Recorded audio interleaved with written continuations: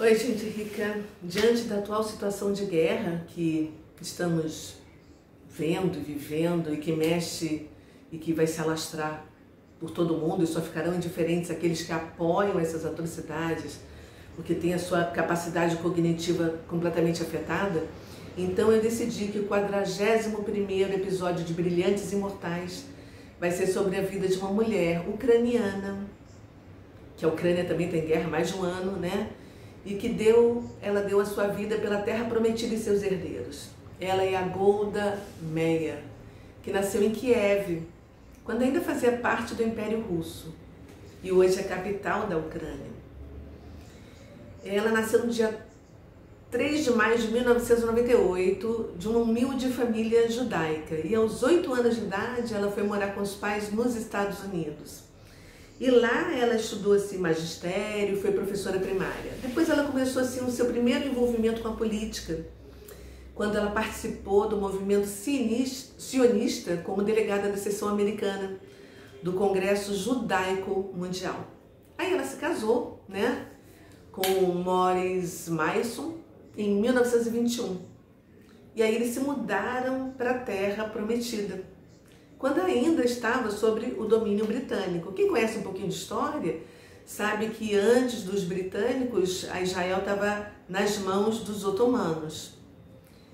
E aí a Golda, ela foi e acabou morando em Tel Aviv, onde nasceram seus 2 filhos, né? A política corria nas veias daquela mulher. E logo ela já estava assim, engajada, tanto antes quanto durante a Segunda Guerra Mundial, ocupando assim cargos estratégicos, sempre defendendo o Estado de Israel e os judeus, né? Ela foi chefe do departamento político da defesa judaica e da organização sionista mundial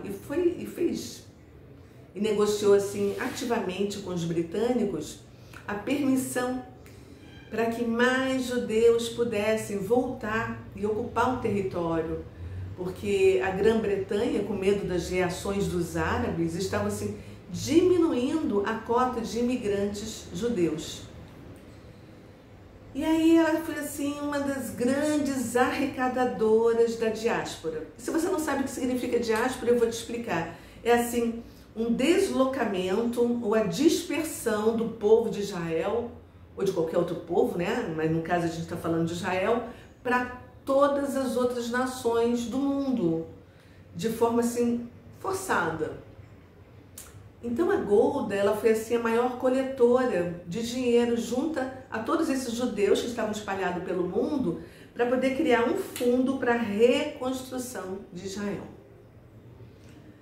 E quando foi em maio de 1948, ela participou da assinatura da Declaração de Independência do Estado de Israel, que recebeu o voto Minerva do nosso diplomata brasileiro Oswald Aranha, no processo de legitimação do Estado judaico junto à ONU.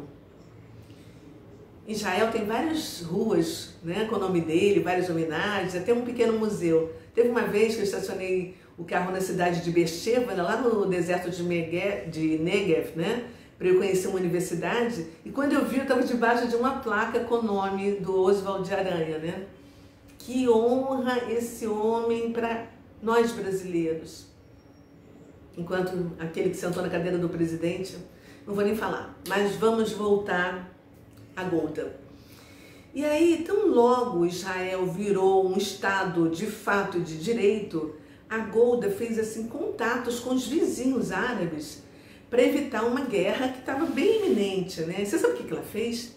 Ela se vestiu como uma mulher árabe e foi negociar com o rei Abdallah da Transjordânia para poder impedir um ataque a Israel que estava assim, se constituindo como Estado.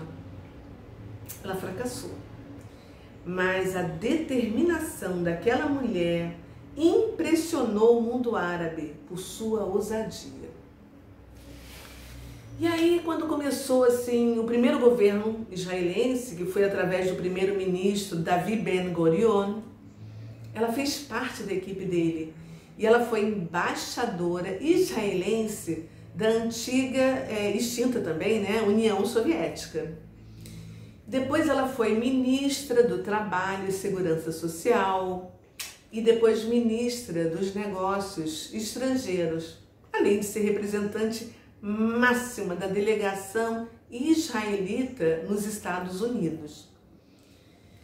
E ela, assim, defendeu muito, né, a guerra entre Israel e o Egito e as negociações também da retirada israelense da faixa de Gaza e da Península do Sinai, e a devolução, né, de Gaza ali, aquela parte para o Egito. Mas depois o Egito acabou devolvendo Gaza para Israel para não se envolver os problemas. E hoje a gente está vendo, né, a dificuldade do Egito em abrir as suas fronteiras para receber os civis refugiados de Gaza. Não é fácil. Aos 68 anos de idade, essa mulher renunciou ao Ministério do Exterior porque ela estava com problemas de saúde. Mas 2 meses depois ela foi eleita secretária do partido Mapai, conseguindo unificar 3 partidos de esquerda e unificar o Partido Trabalhista. Agora fica atento, tá?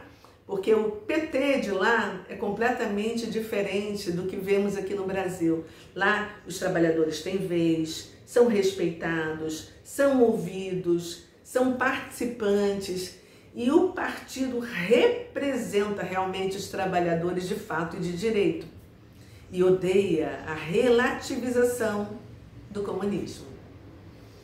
Bom, assim, a título de comunidade para você também, o Estado de Israel ele foi fundado em princípios democráticos parlamentaristas.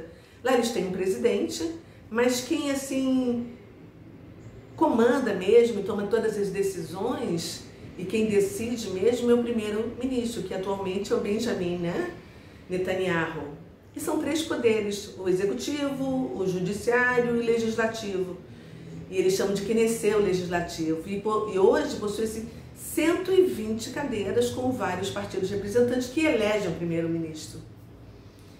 E a Golda, ela ocupou uma cadeira no legislativo, no Knesset, até 1974. Vamos voltar para 1969. Após a morte do primeiro-ministro, que era o Levi Eshkol, que foi sucessor do Ben Gurion, não existia um nome melhor do que o da Golda Meir. Ela já estava com 70 anos de idade, perto de fazer 71 anos, e ela foi escolhida para ser a primeira-ministra e até agora a única mulher na chefia do governo de Israel. Exatamente no momento em que ela estava assim, pensando em encerrar a sua carreira política. Mas no dia 17 de março de 1969, ela assumiu a chefia do governo israelense e se tornou a Dama de Ferro, que comandou Israel e foi a única mulher do mundo moderno a ser chefe de Estado durante uma guerra. Uau! Ai, ai. Sabe o que eu me lembrei agora? Eu me lembrei da Débora, da juíza, em outras épocas, está na Bíblia, né? Que ela foi lutar na guerra junto com Baraque, que não acreditou na promessa de Deus. Mas isso é uma outra história. Vamos voltar para aqui, para eu não... Eu viajo aqui, né? Eu adoro história, né? E tudo que a Golda desejava era a paz de Israel. Mas o que aconteceu? Começou o terror com a OLP, que é a Organização para a Libertação da Palestina. E a situação foi assim agravada em outubro de 1973. Ou seja, para e pensa, a gente está em 2023, faz as contas, é exatos 50 anos, no mesmo momento do Yom Kippur. Foi quando a guerra lá começou, e quando a guerra aqui começou, no sábado, dia 7. Os israelitas lá e os israelenses agora estavam comemorando a grande data religiosa, que é o dia do perdão, Yom Kippur, quando eles fazem assim um jejum completo, uma intensa oração. E lá na época dela, assim como agora, eles foram assim apanhados completamente de surpresa. porque eles acreditavam que eles seriam respeitados no dia mais importante do seu calendário religioso. Mas infelizmente eles foram invadidos e bombardeados naquela época pelo Egito e pela Síria e agora pelo Hamas.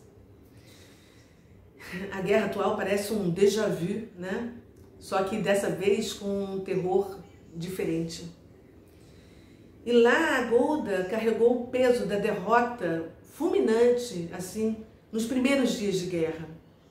E aqui é a mesma coisa agora. Olha que loucura. A história se repetindo. E lá, sob a liderança dela, Israel virou o jogo depois que a Síria e o Egito atacaram, né, para recuperar os territórios perdidos de 1967, que foram perdidos nos 6 dias, né, que era liderado pelo Egito, pela Jordânia e pela Síria naquela época. Quando Israel ocupou o setor oriental de Jerusalém, né, a Cisjordânia e as colinas de Golã na Síria. E aí o que aconteceu naquela época? A Síria atacou lá por cima, no norte de Israel, pela colina de Golã. E o Egito se encarregou de atacar pela península do Sinai, ali no canal de Suez, perto de Eilat, desencadeando assim uma guerra, né, com 2 frentes, norte e sul. E os ataques árabes causaram assim enormes perdas às forças de defesa de Israel. Porém, entretanto, todavia, contudo, após 3 semanas de guerra, as tropas de Israel obrigaram as tropas opressoras a recuarem.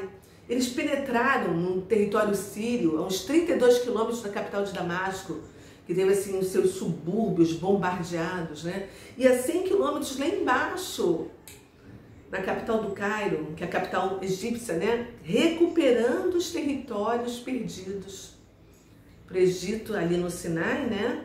E para a Síria, no território de Golã. Até pouco tempo, as colinas de Golã constavam no mapa ainda, em 2011, quando eu fui pela primeira vez em Israel. Quando eu fui para Israel, pareciam que era da Síria. Diziam no mapa que eram da Síria. Eu mesma tive dificuldade para chegar às colinas de Golã. Sem excursão, sem nada, eu fui sozinha, né? Mas vamos voltar para a guerra. Há 50 anos atrás, mesmo quando as tropas dela começaram a obter vitória, a Golda Meir seguiu muito triste com as vidas israelenses que poderiam ter sido poupadas, né? E ela se comandou com coragem as suas tropas durante todo aquele período. E ela não acatou as resoluções da ONU, porque a ONU queria invalidar a anexação de Jerusalém Oriental e ordenava a retirada de Israel dos territórios árabes, entendeu? Porque a Golda entendia que ninguém ia para Israel ajudar ele na guerra e impedir os ataques dos palestinos e da Liga Árabe. E ela achava que se ela acatasse as ordens da ONU, ia colocar em risco tanto o Estado de Israel quanto de toda a sua população civil. A Golda, ela aplicou assim uma política de medidas extremas contra os líderes de organizações que realizavam atentados terroristas, chegando a ordenar o assassinato de suas lideranças. O mal se corta pela raiz, né? Ela perdeu muitos soldados israelenses e ela disse que ela jamais se esqueceria deles pelo resto de sua vida. E aí, qual foi a consequência que aconteceu naquele momento? Os países árabes decidiram não exportar mais o petróleo para os Estados Unidos e para todos os países que estavam apoiando a sobrevivência de Israel naquela guerra. O que levou à crise do petróleo. E o que você acha que vai acontecer com a gente aqui agora? Quais são as armas atualmente que eles vão atuar para tentar nos inibir? Pensa. Em abril de 1974, ela pediu para sair do governo, depois de governar 5 anos, porque ela estava com problemas de saúde, ela fumava muito, entendeu? E ela acabou desenvolvendo um câncer, que ela mantinha em segredo. E aí ela foi substituída pelo primeiro-ministro, que era o general Yitzhak Rabin. E em 1976, ela publicou o livro que ela tinha escrito. O título é A Minha Vida. Ela foi uma mulher sabra. Talvez você não saiba o que significa sabra. Eu também não sabia, mas fiquei sabendo através de uma outra judia que me contou dentro de um avião quando eu estava indo pela primeira vez para Israel. A Leia, que sentou ao meu lado, ela me disse que os judeus são como sabra, que é o fruto do cactus. Eles são duros por fora, mas moles por dentro.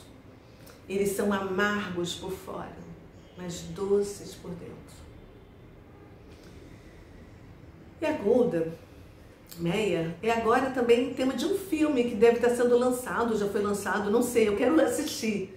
O título é Golda, a Mulher de uma Nação. Se você souber, deixa aqui embaixo, tá? E como eu sempre faço, vou deixar registrada algumas frases dessa mulher inesquecível que amou Israel com toda a sua força. Ela diz o seguinte: Golda Meir é o único homem no meu gabinete. Nós não queremos guerra, mesmo quando ganhamos. A única maneira de eliminar a guerra é amar mais nossos filhos do que odiar os nossos inimigos. Um líder que não hesita antes de enviar a sua nação para a batalha não é adequado para ser um líder. Não é por acaso que muitos me acusam de conduzir assuntos públicos com o meu coração e não com a minha cabeça. Aqueles que não sabem chorar com todo o coração também não sabem rir. Não se pode e não se deve tentar apagar o passado simplesmente porque ele não se ajusta ao presente.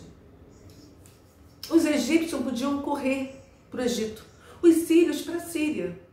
O único lugar para onde podíamos correr era para o mar. Mas antes de fazermos isso, poderíamos lutar também. É sempre mais difícil fazer as pessoas chorarem ou ofenderem do que fazerem elas pensarem, não é verdade? Israel é a garantia mais forte contra o Holocausto. Aqueles que pereceram nas câmeras de gás de Hitler foram os últimos judeus a morrer sem se levantar para se defender. Haverá paz no Oriente Médio somente quando os árabes amarem os seus filhos mais do que eles odeiam Israel. Não é suficiente acreditar em alguma coisa. Você tem que ter resistência para enfrentar obstáculos e superá-los para lutar. Nós, judeus, temos uma arma secreta em nossa luta contra os árabes. Nós não temos lugar para ir.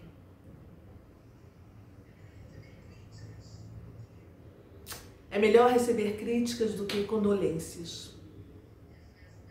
E a frase mais célebre de todas, que muitas pessoas postam, né, em várias redes: se os palestinos baixarem as armas, haverá paz.